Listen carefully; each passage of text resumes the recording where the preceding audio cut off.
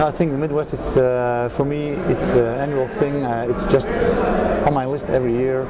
I've been here now exactly 12 or 13 years already, and it's very important because you meet so many interesting people. You can talk to so many people who play your music or who record your music or doing something with you, and it has definitely influenced my career in a very high level. I mean, when I was here the first time, my publisher and me were just, I wouldn't say unknown, but not very well known here in the United States yet. And we met so many conductors and directors and people from so many countries. More and more, this thing being internationalized, it becomes even more important, I think, to be here. And thanks to that kind of 3-day event, I'm definitely sure my career could develop very well. I made many friends, including the McKee family and so many other people. We really enjoy meeting each other once in a year, and even sometimes just like a very short hello, but still it's there and you have kind of connection worldwide. And I think it's also, it illustrates how international band music in general is. I think the first time I came, Scott, was in 1972 or 73 when I first started teaching. I've been coming ever since. This is the end of the year, the beginning of the year. It's the bookend for, you know, what we do and get excited and be around the right people. And it's a tradition. It's the Woodstock of the music education world to come and be a part of this. I finished one year and I jumped in a cab to head to the airport. And the cab driver said, "Are you from here?" And I said, "Oh, I just came to the Midwest." I said, "That's the greatest experience in the whole world." And he goes, "Oh yeah, we love it here at the Midwest." He meant the Midwest, and I meant the Midwest. So I just said, "Happy holidays," and got out of the cab. I've been to the Midwest myself for 27 years. I know you've been involved in it for many, many years, and I suspect you have some interesting perspectives on the things that have happened in the years. Well, I started coming in 1956 from this little town in Centerville, Iowa. And lo and behold, our band was invited to come in the next year, 1957. And the kids, when I go back to Centerville, still, that was in that band, still say that's the nicest thing that happened to them when they were in high school. That was one of the most important things that happened to them. And Max, the Midwest aura, from those trips we made, and my good fortune to be invited to the board some years later, is just, I mean, there's just something special about this, working here. I remember H.E. Nutt, of course, who used to be in the grand ballroom at the Sherman, and he'd sit there and crank those scores out, you know, and right, yeah. If he'd get mixed up, people in the audience would shout and say, "Hey, you know, hey." And then Howard Lyons would always, long about the 7th inning stretch of the program, he would stop the program and talk to the band, give them the plaque, and make everybody feel about 10 feet tall. Every concert was Carnegie Hall, you know. Every group that played was the New York Philharmonic, and he had a knack of making everybody on the stage feel like it was terrific.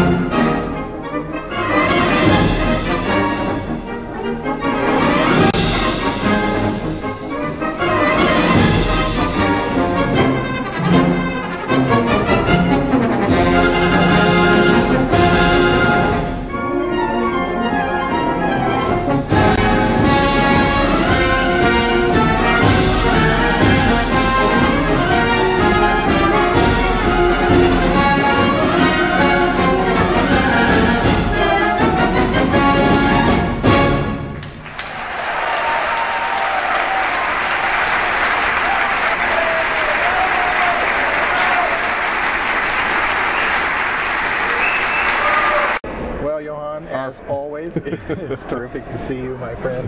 Hi, Max. And Scott and I were very fortunate to be able to, you can't stand there in memory of our Yes, that's one of our Claire Many Grunman. running gags, yes. Yeah, Claire Grunman, who we all remember so fondly. Year Yes, after year. definitely.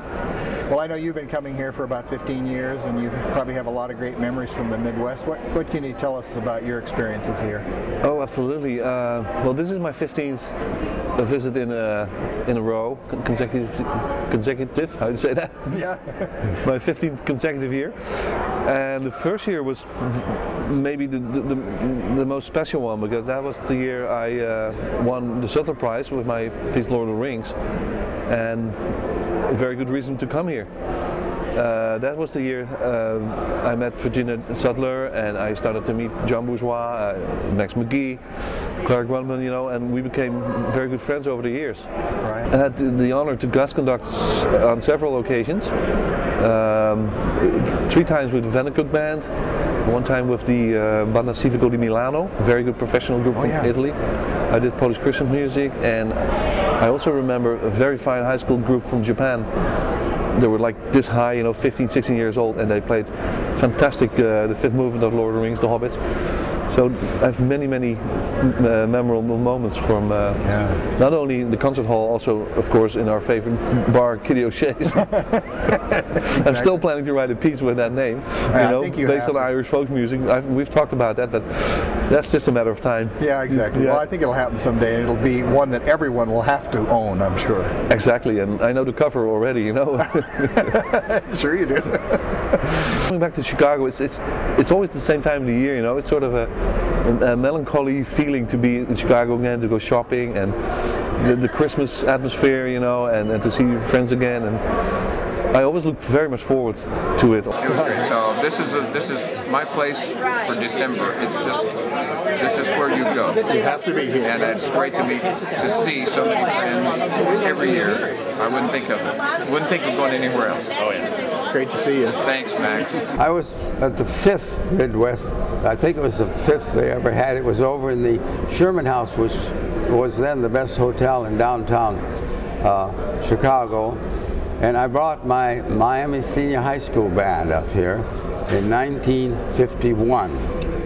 And we flew here, which was a big thing. It took 2 DC-6s to get 102 people up here and back to Miami.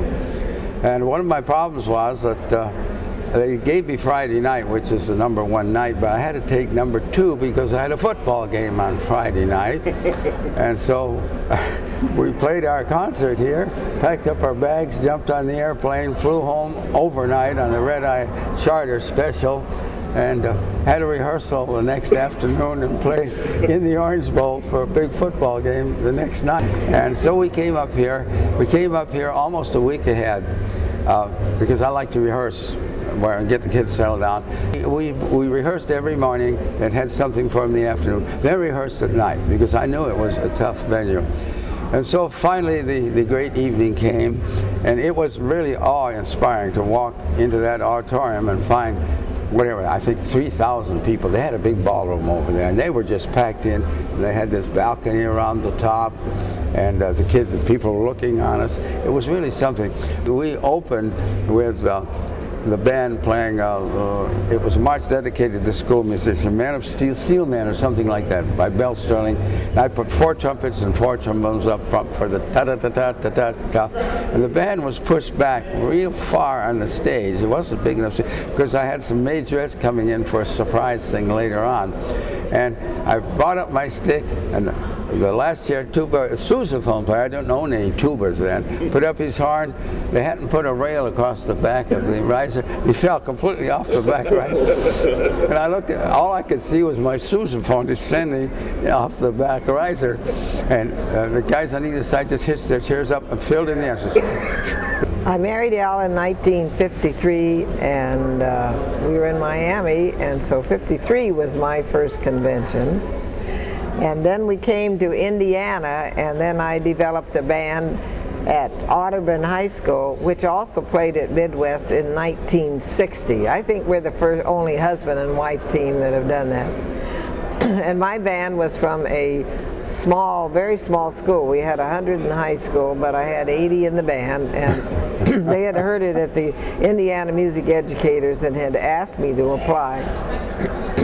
Anyway, we came up, and we also played in the old Sherman Hotel, and We played Il Guarni and of course a number of easier numbers. I followed Al's format, and I had Bill Ludwig and his father, William Ludwig Sr., play a drum duet with a number that the band had. And then we had some other personalities do a Harold Walder's High Society Dixieland thing. Paul Yoder playing drums. With Paul Yoder playing drums and so forth. It was an hour-and-a-half concert then. That's a long time. So we used to rehearse 3 hours a night, several nights a week, to develop endurance. And then we came up also several days ahead of time so we could rehearse, and they got to see some things in the city. When I left Audubon to come up here and make all the arrangements, the town of Audubon is a farm community, and they're very conservative. And they said, well, that's a big city, so we'll have to have one chaperone in every room of 4 kids. So we had a chaperone, an adult, in every room of 4 kids to make sure somebody in the city didn't run off with the children.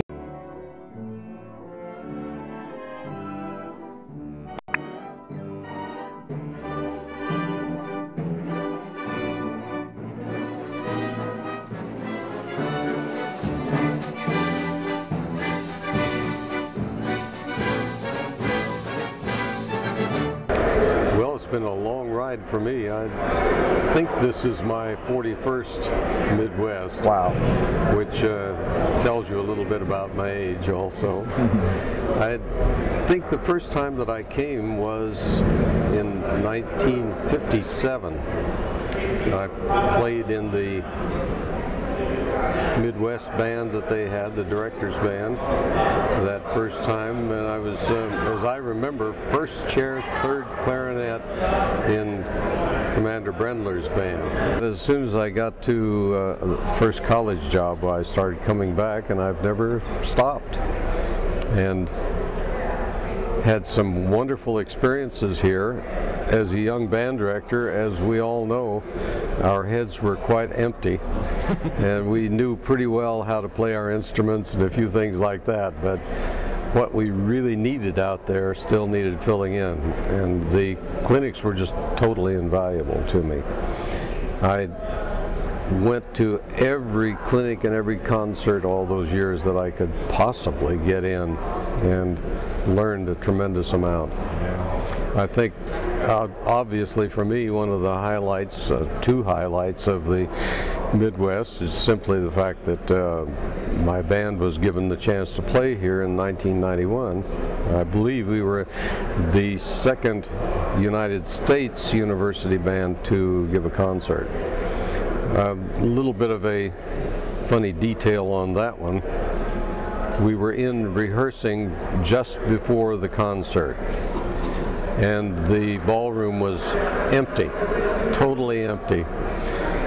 Of course, we had the last concert on Saturday, and some people had warned us that maybe the crowd would be a little bit light, and I had told that to the students to prepare them ahead of time. They were looking out and they thought, we're not going to have anybody. And so I was hoping they would do better than that. Well, the doors opened about 5 or 10 minutes ahead, and people streamed in, and by the time we started the concert, we had standing room only.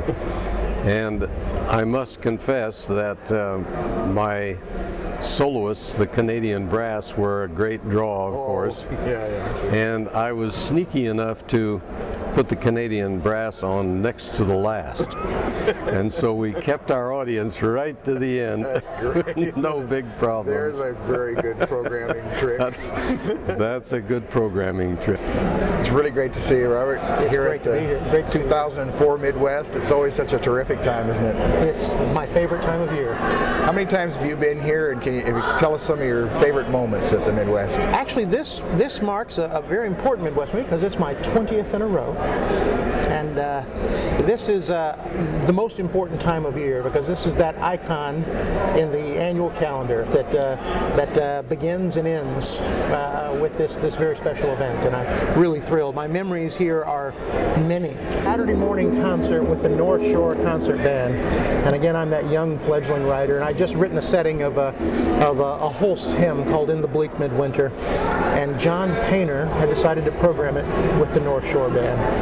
And I'd never met John Painter. You know, I of course had seen him, I've heard his wonderful recordings, I've seen his performances, but I'd never met him. And so here's John Painter, Dr. Painter, and after the concert I went up and I said, well, Dr. Painter, I'm really honored to meet you. My name is Robert. I didn't even get Robert out, and he looked down at the tag and he didn't say a word, and that big bear of a man just reached out and hugged me. Now, never met him, but we shared this bond through the music. Yeah. And again, here was this wonderfully gifted conductor and educator and mentor to so many who embraced me. And I'll never forget that moment.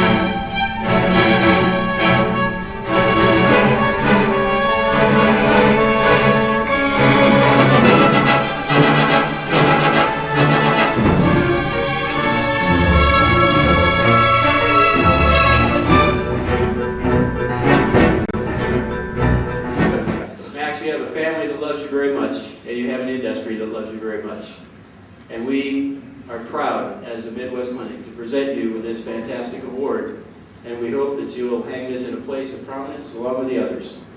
It says the Midwest Clinic, the International Band and Orchestra Conference. The Music Industry Award presented to Max McKee in recognition of outstanding contributions and dedication to instrumental music education.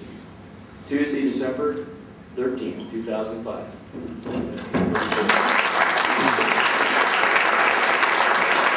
Morning. Good morning, Max. Here we are at the 59th Midwest. How are you guys doing? It's only the 59th? Only I've been here for 75 of them. That's amazing. It's true. How many years have you been here? 39. 39, huh? Wow. My 32nd. Only missed one. That's pretty amazing.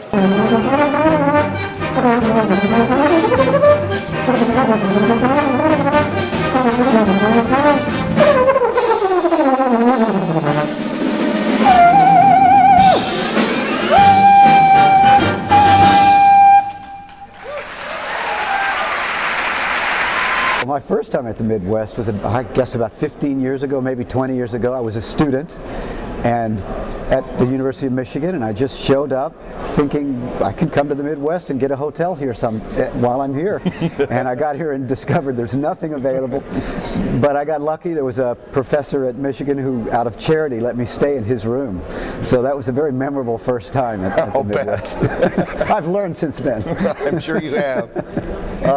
What kinds of memorable experiences have you had with your music at the Midwest? Well, I remember a performance of Postcard here. That would have been about 1992 or 3, I heard something it. like that. And the Midwest was still something fairly new to me, and it was the first time I'd had a piece performed here that I can remember.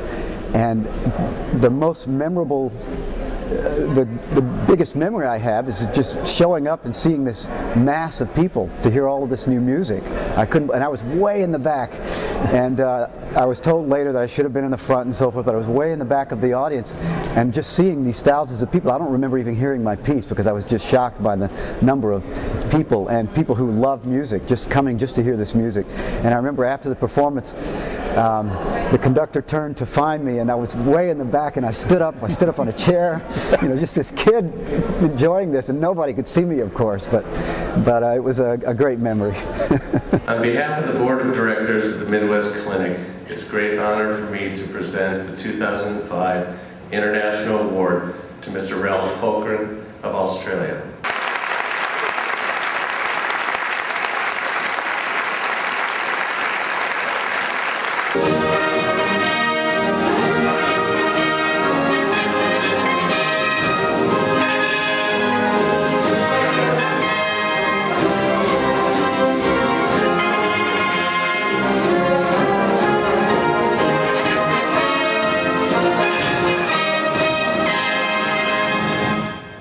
show people that the Midwest Clinic thinks he's one of the great guys of the world, and we thank him.